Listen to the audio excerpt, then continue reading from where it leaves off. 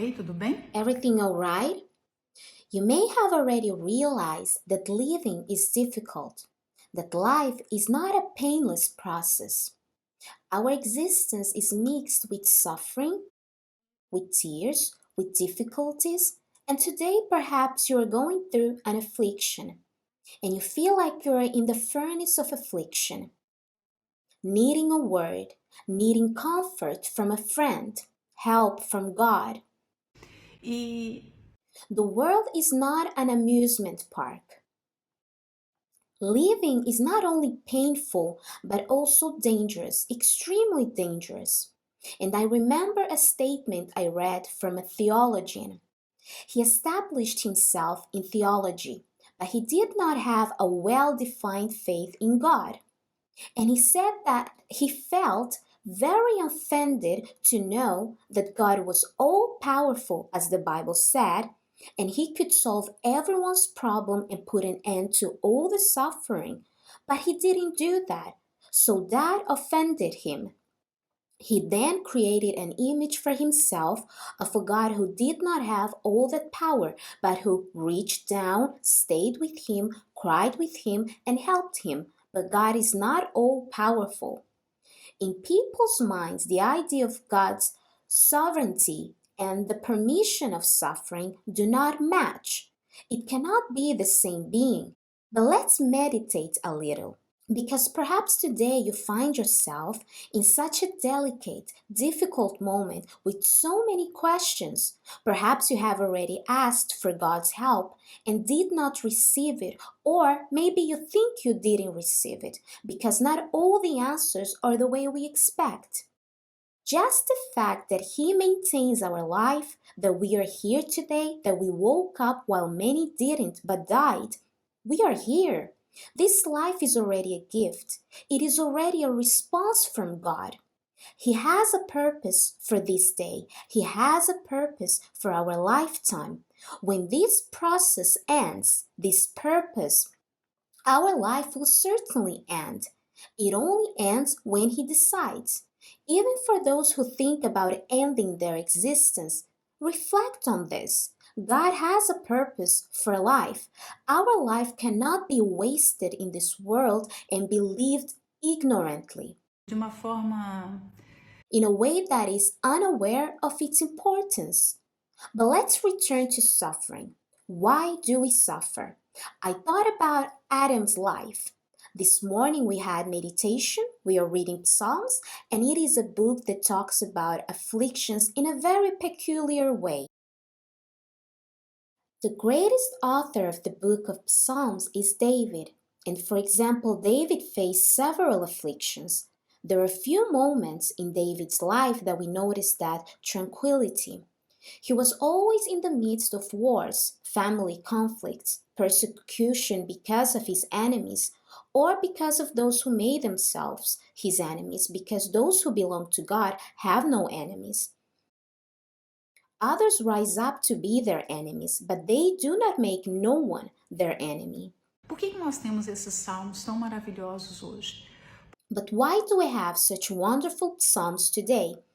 Because one day someone was pressed by afflictions and they were able to approach God in a much greater intimacy.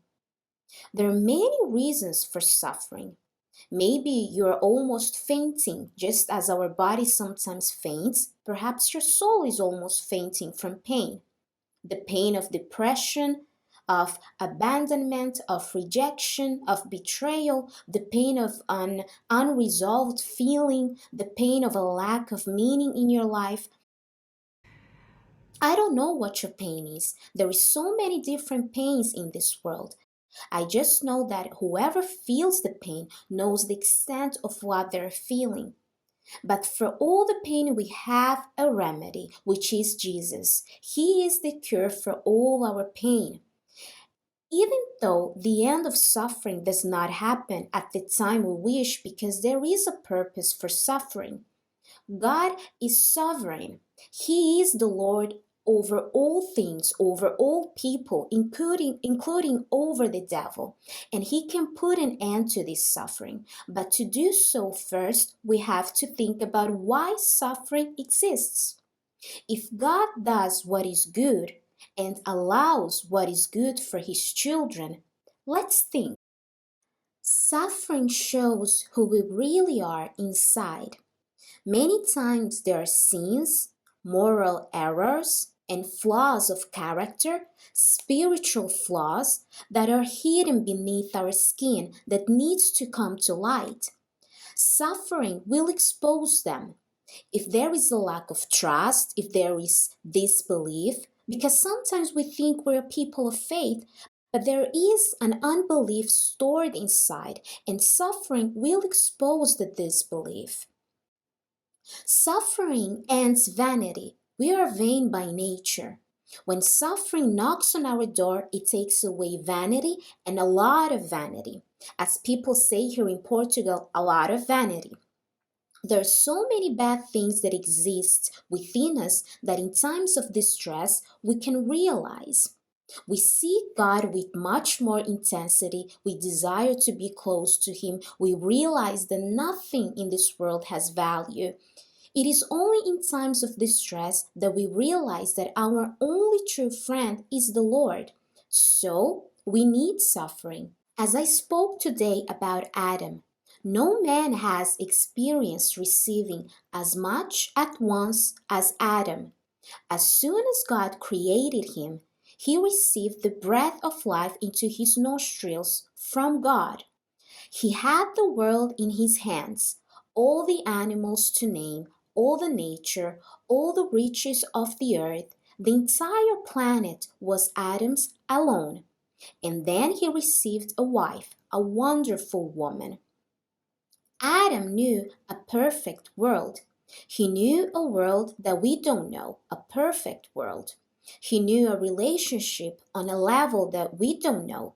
He was perfect. Eve was perfect. So they had a perfect relationship. We don't have a perfect relationship. We can have a happy marriage, but not a perfect one because we are not perfect. We can live well with our parents and friends, but those are relationships full of flaws. But also, no one lost as much as Adam, because by sinning, he lost everything. He was expelled from paradise. He began to experience what he had never seen before, but all the suffering was for him to turn to God. So the suffering we go through has a purpose. Today it could be just pain. Now it could be just pain. But if you keep your eyes on God, if you have your faith fixed on Him, tomorrow will be glory. One of the men who suffered the most and who I have as an example in my life is the Apostle Paul. He always had this comparison. The suffering of this century, of this world, is so small compared to the gains of eternity.